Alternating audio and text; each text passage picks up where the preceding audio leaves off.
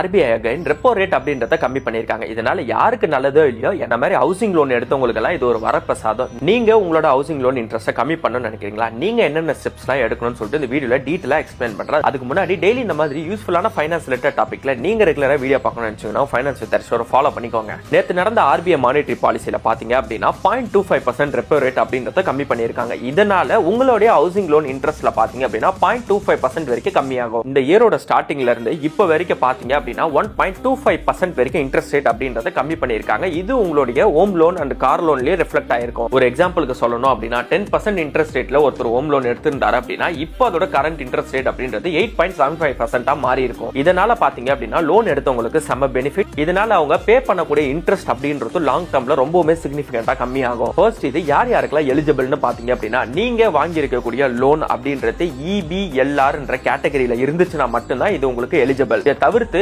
MCLR இல்ல base rate இல்ல வேற என்ன ஒரு மெத்தட் ஃபாலோ பண்ணிருந்தாலும் அது உங்களுக்கு எலிஜிபிள் கிடையாது. சரி, இதை நான் எப்படி ஃபைன் பண்றதுன்னு கேட்டீங்கன்னா நீங்க வாங்கியிருக்க லோன் டாக்குமெண்ட் எடுத்து பாத்தீங்கன்னாலே EBLR இல்ல MCLR அதுல டீடைலா மென்ஷன் பண்ணியிருப்பாங்க. அப்படி இல்லனா நீங்க வாங்கியிருக்கக்கூடிய பேங்கோட கஸ்டமர் கேருக்கு கால் பண்ணி கூட நீங்க வெரிஃபை பண்ணிக்கலாம். நீங்க எடுத்த லோன் டைப் அப்படின்றது EBLR இருந்துச்சு அப்படின்னா ஆட்டோமேட்டிக்கா பேங்க்ஸே அதை சேஞ்ச் பண்ணிடுவாங்க. உங்க சைடுல இருந்து நீங்க எந்த ஒரு சேஞ்சஸ்மே பண்ண தேவையில்ல. இதுவே MCLR இருந்துச்சு அப்படின்னா உங்களுக்கு எந்த ஒரு எலிஜிபிலிட்டியுமே கிடையாது. அண்ட் இது ஃபிக்ஸ்ட் இன்ட்ரெஸ்ட் ரேட்ல லோன் எடுத்தவங்களுக்கு எலிஜிபிள் கிடையாது. ஃப்ளோட்டிங் இன்ட்ரெஸ்ட் ரேட்ல EBLR ஃபாலோ பண்ணவங்களுக்கு மட்டும் தான் இந்த இன்ட்ரெஸ்ட் ரேட் கம்மி அப்படின்றது ஆகும். ஒரு எக்ஸாம்பிளுக்கு புரிஞ்சுக்கணும்னா நான் ஹவுசிங் லோன் HDFCல வச்சிருக்கேன். அவங்க EBLR ஃபாலோ பண்றாங்க. அதனால எனக்கு இன்ட்ரெஸ்ட் ரேட் அப்படின்றது கம்மியா இருக்கு. என்னோட ஃப்ரெண்ட் LICல ஹவுசிங் லோன் எடுத்திருக்கான். அவங்க ஃபாலோ பண்றது தனி பேஸ் ரேட். அதனால அவனுக்கு அது எலிஜிபிள் கிடையாது. சோ நீங்க பண்ண வேண்டியது ஃபர்ஸ்ட் உங்க பேங்க் அப்ரோச் பண்ணி EBLR இல்ல MCLRன்றத செக் பண்ணிக்கோங்க. EBLR இருந்துச்சு அப்படின்னா இது உங்களுக்கு எலிஜிபிள். இதனால என்ன டிராபேக்னு பாத்தீங்கன்னா FDல இன்வெஸ்ட்மென்ட் பண்றவங்களுக்கு இது ரொம்ப பெரிய ப்ராப்ளம். ஏன்னா இன்ட்ரெஸ்ட் ரேட் கம்மியாச்சு அப்படின்னா FDயோட இன்ட்ரெஸ்ட் ரேட்டுமே கம்மியாகும். இந்த வருஷத்தோட ஸ்டார்டிங்ல 6% FD கொடுத்துட்டு இருந்தாங்க அப்படின்னா இப்போ அது 1.25% கம்மியாயிருக்கும். இது ரிலேட்டட் நீங்க பேங்க் சைடுல இருந்து ஏதாவது ப்ராப்ளம் ஃபேஸ் பண்றீங்க, EBLR